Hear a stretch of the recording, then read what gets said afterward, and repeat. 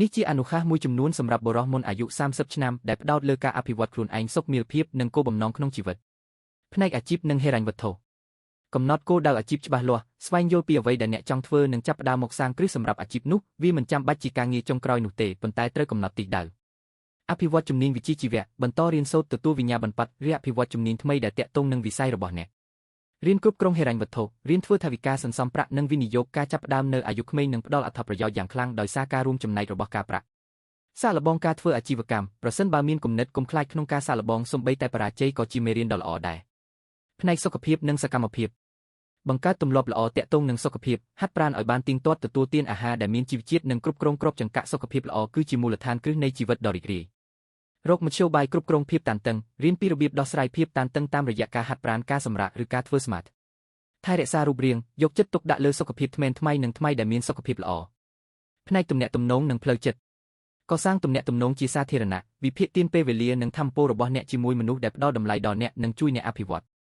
រៀនស្ដាប់និងតាក់ទងឲ្យបានច្បាស់ជំនាញទំនាក់ទំនងមានសារៈសំខាន់ណាស់ទាំងក្នុងការងារទាំងក្នុងជីវិតផ្ទាល់ខ្លួនស្វែងយល់ពីខ្លួនឯងដឹងពីតម្លៃគុណតម្លៃនិងដែនកំណត់របស់អ្នកការដឹងពីខ្លួនឯងនឹងជួយអ្នកឲ្យធ្វើការសម្រេចចិត្តត្រឹមត្រូវរៀនពីការស្នេហាស្វែងយល់ពីអ្វីដែលអ្នកពិតជាចង់បានក្នុងដៃគូម្នាក់រៀនគោរពនិងយល់ពីអារម្មណ៍របស់អ្នកផ្ទាល់និងអ្នកដទៃផ្នែកការរីកចម្រើនផ្ទាល់ខ្លួនអានសៀវភៅនិងពង្រីកចំណេះដឹងកុំឈប់សិក្សាការអានជួយពង្រីកទស្សនវិស័យនិងការយល់ដឹងរបស់អ្នកធ្វើដំណើរឬស្វែងយល់ពីពិភពលោកការធ្វើដំណើរបើកចំហបញ្ញាធ្វើឲ្យអ្នកកាន់តែឯករាជ្យនិងយល់ពីវប្បធម៌ផ្សេងរកឱកាសចេញពីតំបន់ផាសុកភាពការលះបង់នៅអ្វីដែលធ្លាប់ស្គាល់ជារឿយជួយអ្នកអភិវឌ្ឍនិងក្លាយជាមនុស្សខ្លាំងក្លាឡើងរៀនពីការបរាជ័យកុំខ្លាចការធ្វើខុសរៀនពីកំហុសហើយបន្តទៅមុខវាជាផ្នែកមួយនៃដំណើរការរីកធំឡើងផ្នែកផ្សេងទៀតរៀនធ្វើការងារផ្ទះចម្អិនអាហារសម្អាតធូបកដែលជាជំនាញចាំបាច់សម្រាប់ជីវិតឯករាជ្យ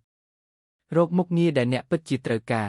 កម្សាន្តកីឡាឬសកម្មភាពណាមួយដែលជួយឲ្យអ្នកសប្បាយនិងសម្រាកពីការងារសូមចងចាំថាអាយុ30ឆ្នាំមិនមែនជាពេលវេលាចុងក្រោយនោះទេវាគ្រាន់តែជាចំណុចយោងមួយក្នុងជីវិតរឿងដ៏សំខាន់បំផុតគឺត្រូវរស់នៅដោយមានគោលបំណងរៀនពីបទពិសោធន៍និងកំពុងដំណើរការក្លាយជាមនុស្សល្អបំផុតដែលអ្នកអាចក្លាយជា